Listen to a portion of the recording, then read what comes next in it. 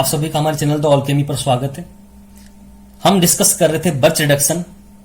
इसकी हमने दो एप्लीकेशन पोर्शन को कंप्लीट कर लिया था। पहला था reduction of conjugated olefin, second है तुम्हारा रिडक्शन ऑफ बेंजीन या सब्स्टिट्यूटेड बेंजीन एरोमेटिक हाइड्रोकार्बन्स। अब हम डिस्कस करेंगे reduction of alkyne, reduction of carbonyl compound and reduction of alpha beta unstructured carbonyl compound को। अब देखिए नेक्स्ट जो है वो है reduction of alkyne.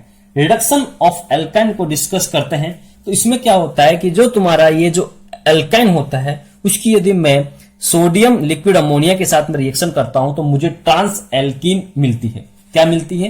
Trans alkene मिलती है। अभी ट्रांस एल्कीन कैसे मिलती है इसको हम मैकेनिज्म के थ्रू समझ लेते हैं। ध्यान दीजिएगा, सबसे पहले क्या होता है कि यहां पर ये जो ट्रिपल बॉन्ड वाला कार्बन एक बॉन्ड क्या होता है, किसी भी एक तरफ क्या होता है, शिफ्ट होता है। कैसे होता है ध्यान से देखना। क्या कहा मैंने कि ये जो तुम्हारा एक जो डबल बॉन्ड है वो एक तरफ शिफ्ट होगा। जैसे एक तरफ शिफ्ट होता है वहां पर क्या जनरेट होता है, नेगेटिव चार्ज, और एक तरफ तुम्हारा पॉजिटिव चार्ज।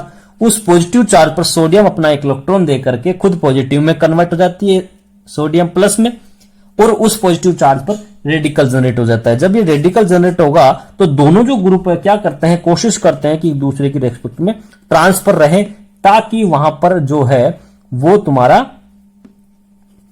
जो हिंड्रेंस है वो सबसे कम रहे। ये ध्यान देना, इस प्रकार से ये एग्जिस्ट करते हैं। जैसे ही यहां पर ये फॉर्म बनी, अब उस फॉर्म में क्या होता है कि ये जो अमोनियम क्लोराइड है वहां पर जो नेगेटिव चार्ज है वहां पर हाइड्रोजन सप्लाई करेगा, और हाइड्रोजन सप्लाई करके वहां पर क्या दे देगा, हाइड्रोजन दे देगा, और यहां पर तुम्हारा ये रेडिकल अभी भी रिएक्शन में मेंटेन है। अब क्या होगा नेक्स्ट स्टेप में, अगेन जो तुम्हारा सोडियम है फिर से एक इलेक्ट्रॉन इस रेडिकल को देगा और खुद सोडियम प्लस में कन्वर्ट हो जाएगा, और जो यहां पर रेडिकल था वो नेगेटिव चार्ज में कन्वर्ट हो जाता है। कैसे ध्यान से देखना। अब यहां पर क्या आ गया, नेगेटिव चार्ज आ गया। अब ये जो नेगेटिव चार्ज है ये सोडियम जो अमोनियम क्लोराइड है, अमोनियम जो क्लोराइड है उससे हाइड्रोजन लेकर के यहां पर इस फॉर्म में, तो ये अपने को क्या मिल गया यहां पर, ट्रांस एल्कीन। क्लियर है यहां पर। तो रिडक्शन ऑफ एल्काइन किस प्रकार से बर्च रिडक्शन करता है ये अपने को पता होना चाहिए। तो ध्यान देना, एल्काइन यदि प्रेजेंट है तो हमको क्या मिलेगी, ट्रांस एल्कीन मिलती है। क्लियर है। इससे रिलेटेड हम कुछ एग्जांपल्स आपके सामने डिस्कस करते हैं जो कि अपने को पता होना चाहिए। सबसे पहले एग्जांपल मैंने ये बना रखा है, इसमें सोडियम और लिक्विड अमोनिया के साथ में मैंने यहां पर ट्रिपल बॉन्ड जो कि दिया है आपको। तो इस रिएक्शन में क्या होता है यहां पर मुझे कि ट्रांस एल्कीन मिलनी चाहिए। तो ट्रांस एल्कीन किस प्रकार मिलेगी ध्यान से देखना। डबल बॉन्ड यहां और ये इस प्रकार से मुझे क्या मिलती है यहां पर एल्कीन, और इसको मैं क्या कह सकता हूं, ट्रांससाइक्लोओक्टेन।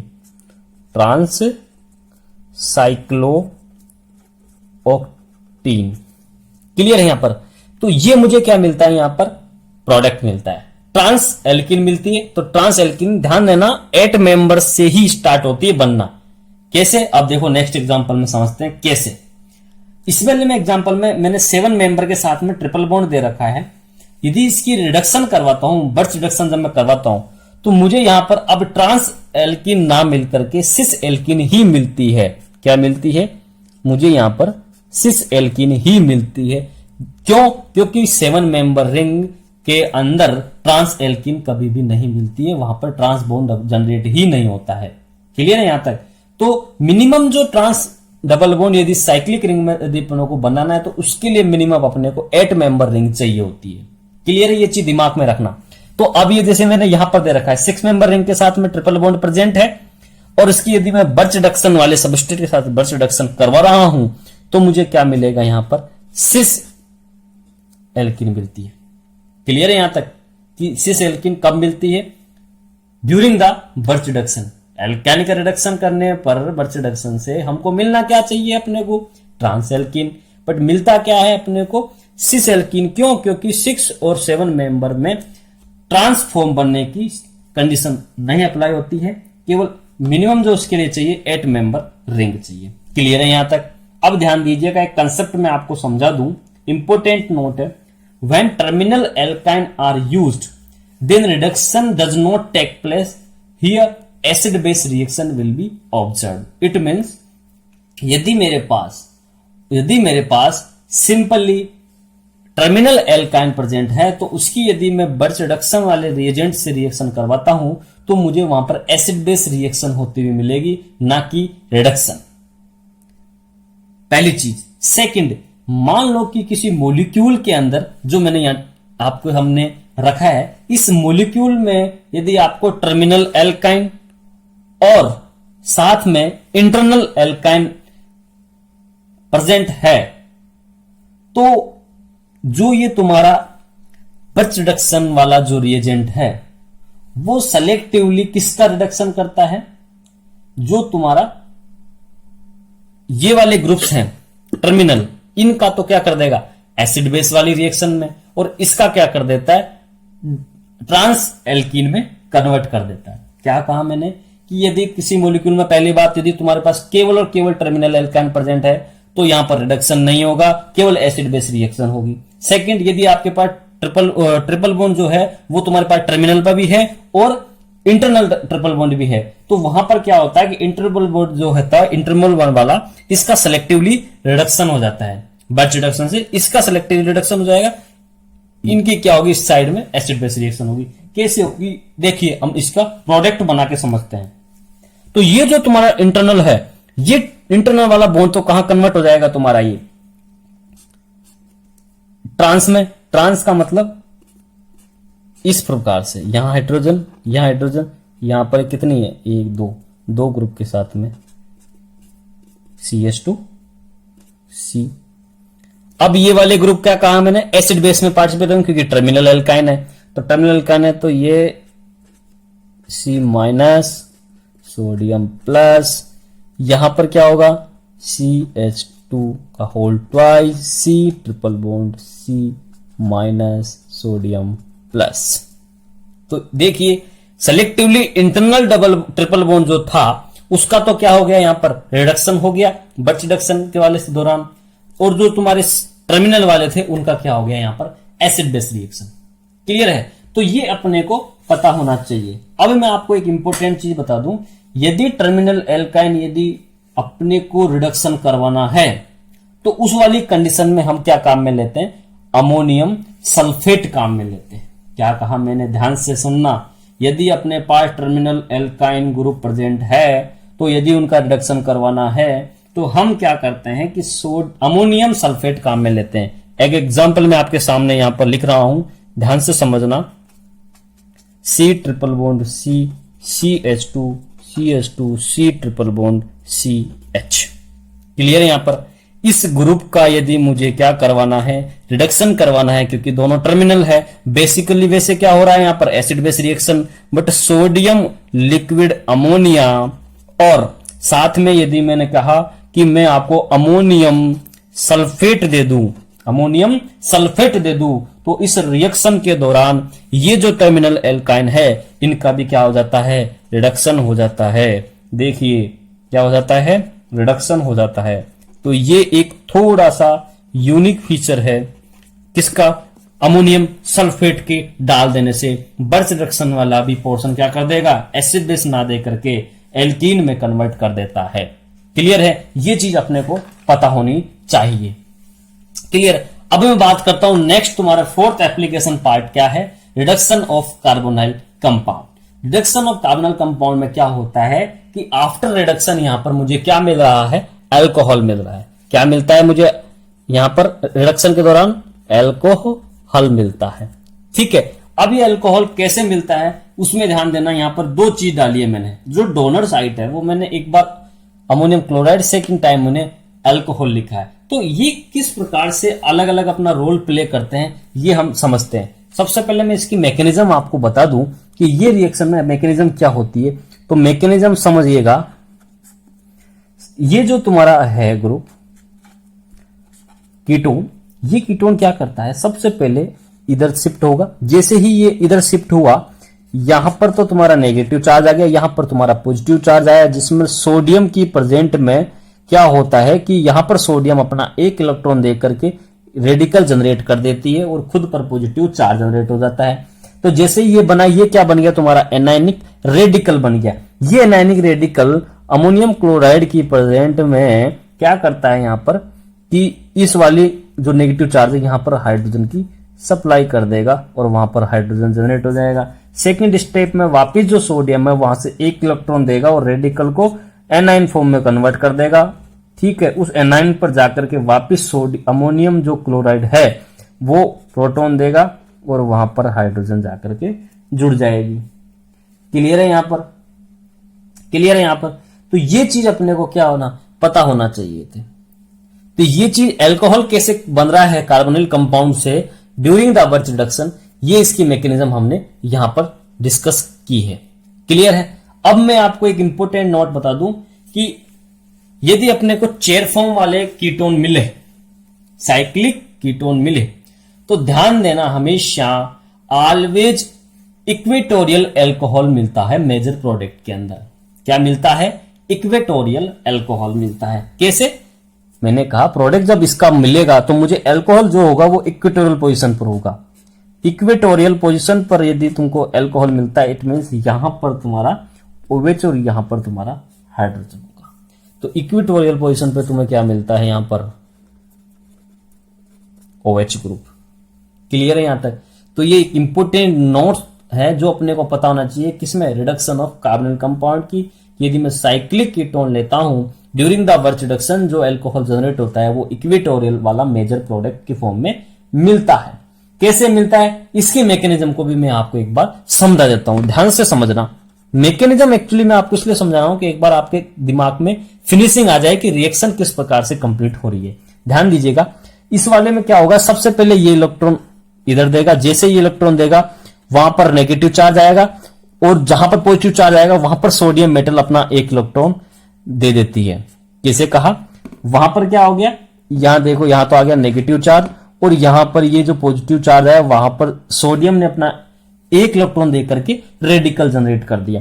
जैसे ही यहां रेडिकल जनरेट हुआ, अमोनियम क्लोराइड जो है तुम्हारा वहां पर क्या करेगी, हाइड्रोजन की सप्लाई करेगी और जैसे ही हाइड्रोजन की सप्लाई की वहां पर ध्यान दीजिएगा ये एल्कोहल जनरेट हो गया और यहां पर ये अभी भी रेडिकल मेंटेन है, जो कि नेक्स्ट स्टेप में सोडियम से एक इलेक्ट्रॉन लेकर के वहां पर नेगेटिव चार्ज जनरेट करती है।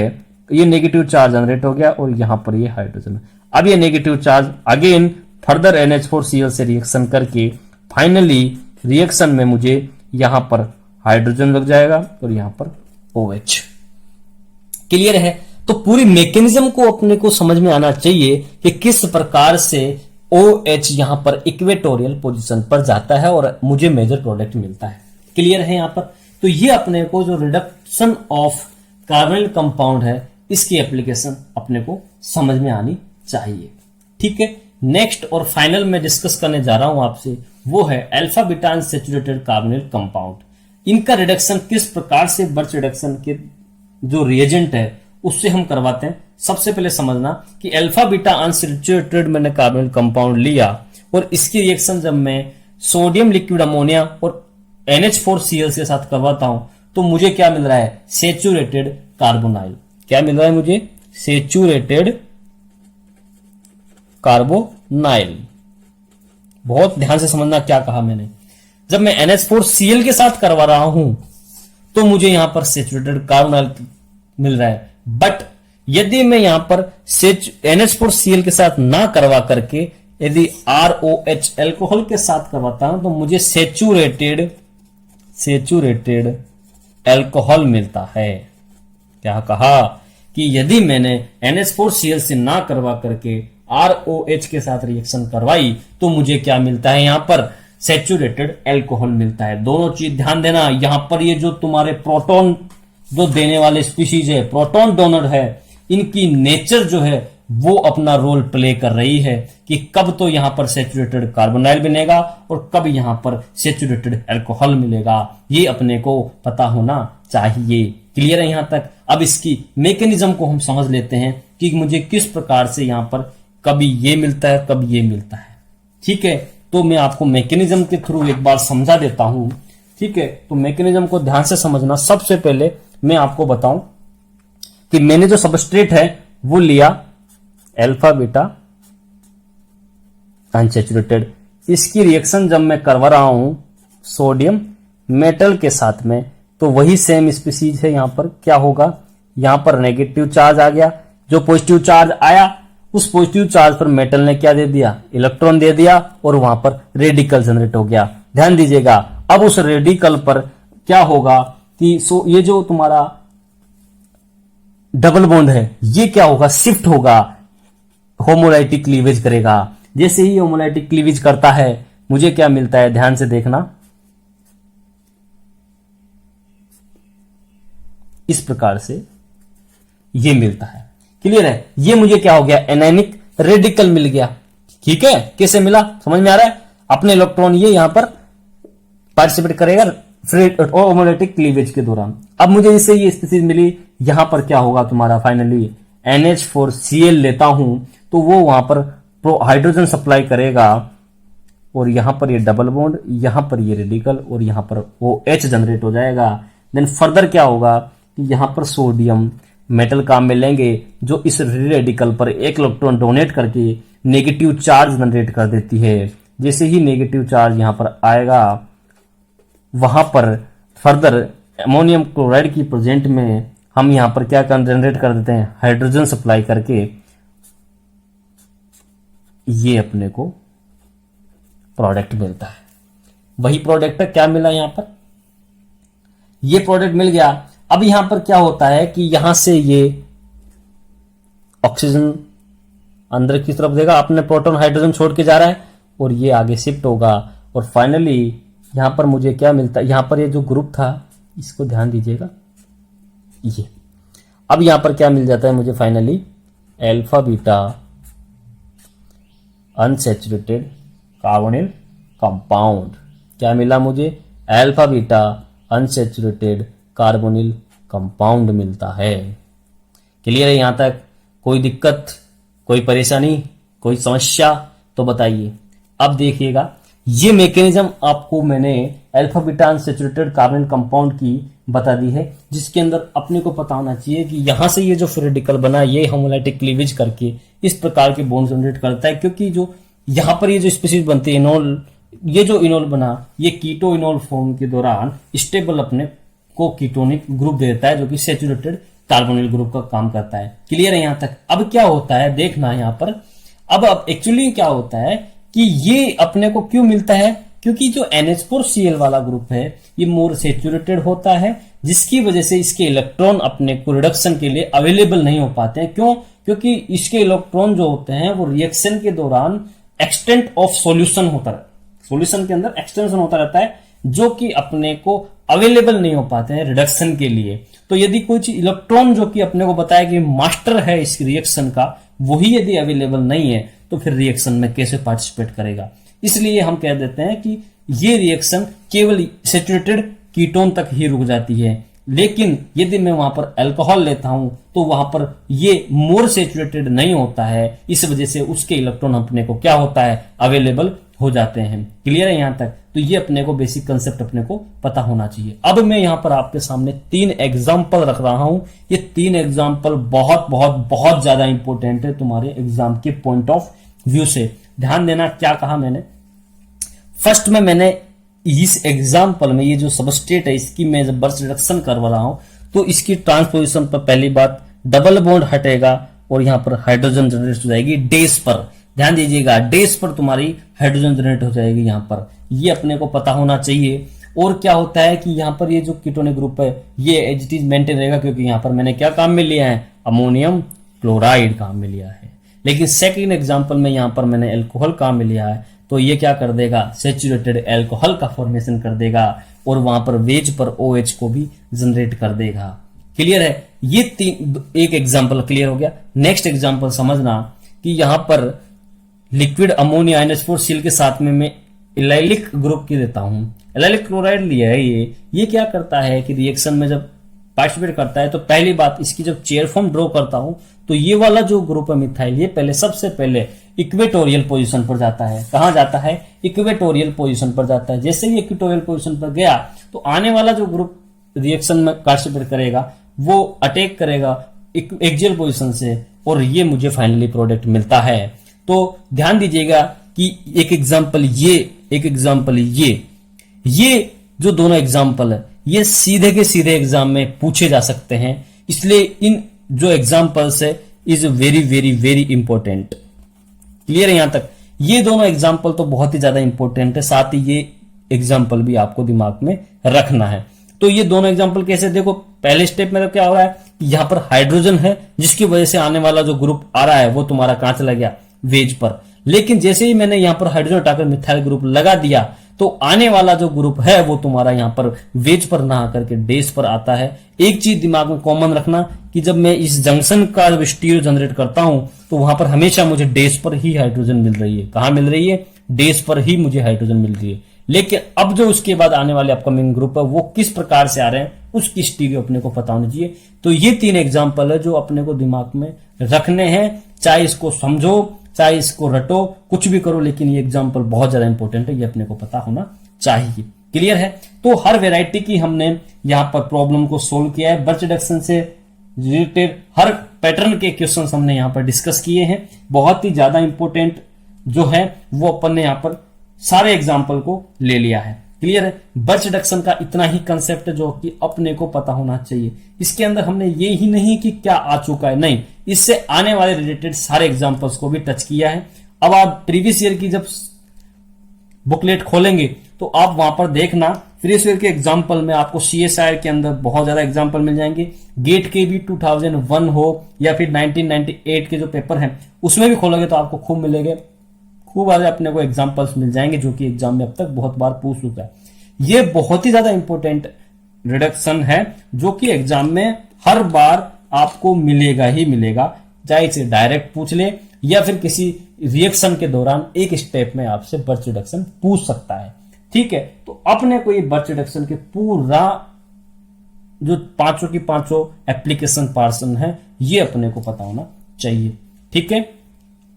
ठीक है, तो फिर नेक्स्ट वीडियो में और नेम रिएजेंट और रिएक्शन के बारे में डिस्कस करेंगे जो कि अपने CSIR एग्जाम के लिए इंपॉर्टेंट रहते हैं। Okay, all the very best.